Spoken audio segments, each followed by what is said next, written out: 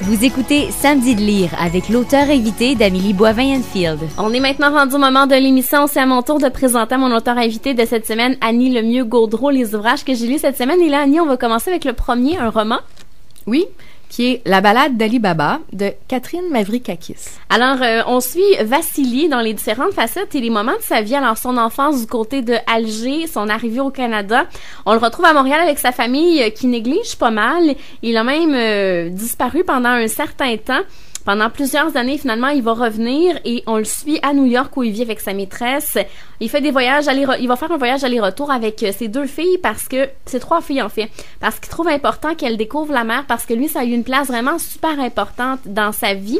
Il va aussi faire un voyage à Vegas avec sa fille Irina, qui est sa petite préférée.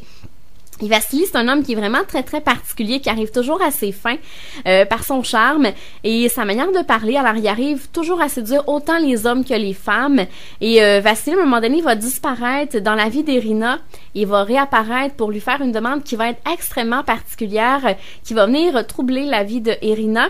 Alors, j'ai beaucoup aimé la plume de l'auteur Catherine Mavrikakis, qui arrive vraiment à traiter de sujets qui peuvent être parfois lourds, comme par exemple la mort, la trahison, mais avec une touche d'humour. Alors, belle plume de cet auteur-là. Alors, c'est la balade d'Ali Baba de Catherine Mavrikakis. On poursuit avec le prochain. Le prochain, c'est le livre Cru de Nefertati Bélisaire. Alors, c'est un court roman qui est très troublant. C'est l'histoire d'une femme qui, aujourd'hui, a 50 ans. Elle écrit une lettre à son parrain, qui est pédophile, qui a abusé d'elle lorsqu'elle n'avait que 2 ans et demi. Alors, on s'imagine à quel point ça peut être difficile à lire, ce roman-là. Et finalement, la lettre qu'elle va avoir écrite, elle va aller lui porter. Alors, lui, il enseigne à l'université.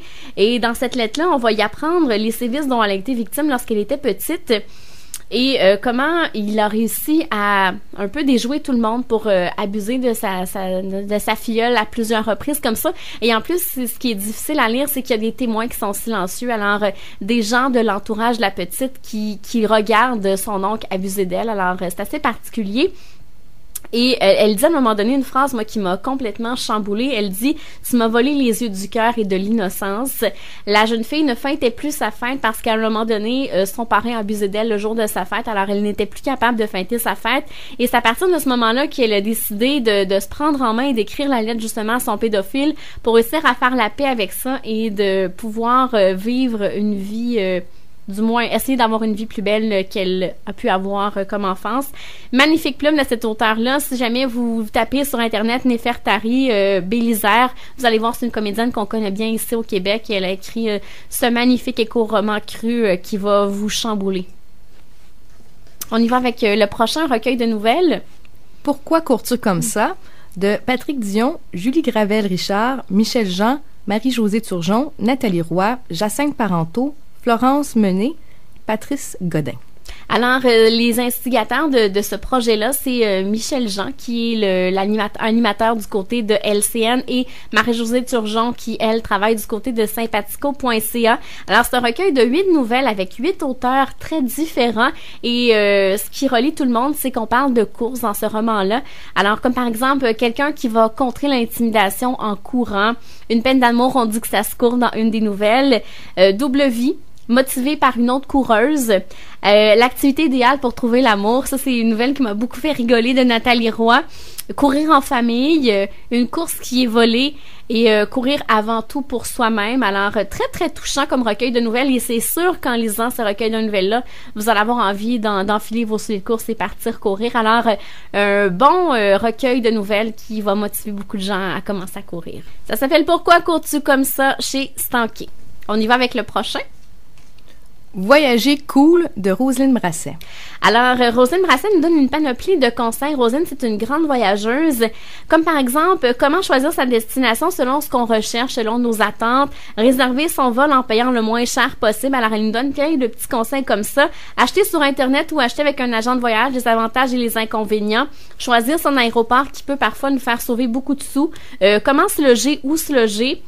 Comment préserver sa santé? Il y a beaucoup de gens qui partent sur un coup de tête et finalement ne prennent pas les médicaments ou les vaccins adéquats pour certains pays. Comment bien faire ses bagages pour pas que ça coûte trop cher, parce que de plus en plus, dans les compagnies aériennes, il y a un surplus qui est ajouté quand on a des bagages qu'on met en soute. Éviter les mauvaises surprises. Si jamais on décide de partir seul en tant que femme, ben qu'est-ce qu'on devrait faire pour bien se protéger, pour pas qu'il nous arrive des inconvénients. Et à la fin, on a une super belle section annexe avec plein de sites pour s'y référer, pour bien préparer notre prochain voyage. Alors, bel outil à avoir en main si vous prévoyez partir en voyage au courant de la prochaine année. C'est Voyager cool de Roselyne Bracelet. Et on termine avec le dernier. Un océan de larmes de C.O. Yon.